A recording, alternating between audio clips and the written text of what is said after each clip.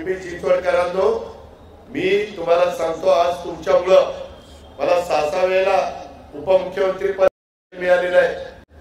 मी त्याच्यामध्ये समाधानी आहे.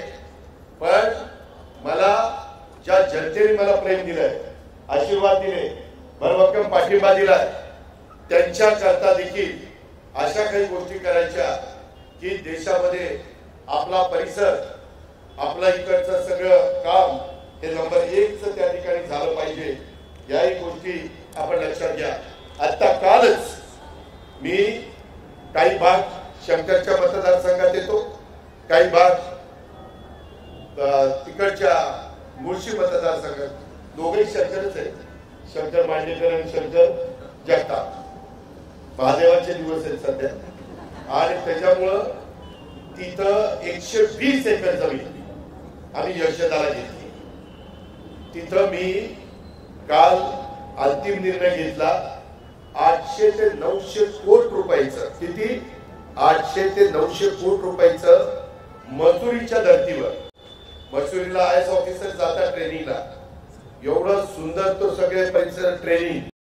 उद्याच्याला राज्य सरकारचे क्लास 2 क्लास 3 या लोकांचं ट्रेनिंग तिथं झालं पाहिजे.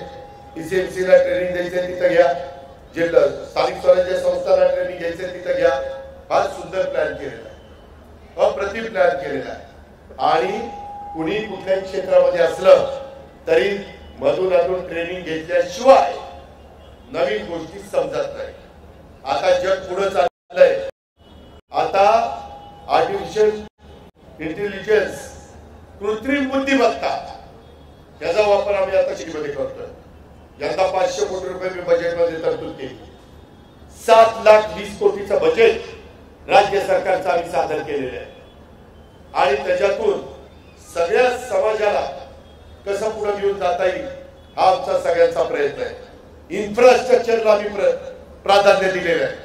आम्ही का मेट्रो पुण्यात पिंपरी चिंचवडमध्ये वाढवायची म्हणतो का, तर मोदी साहेबांनी पण सांगितलंय की त्याचा प्लॅन इस्टिमेट होईल, त्याची 20% रक्कम केंद्र सरकार देईल, 20% राज्य सरकारमध्ये आम्ही तिथं देऊ, 10% त्या कॉर्पोरेशन देतील आणि 50% आपण लोन काढणार आहोत. या पद्धतीनं आपल्याला सगळ्यांना काम मित्रांनो त्या ठिकाणी करायचं आहे.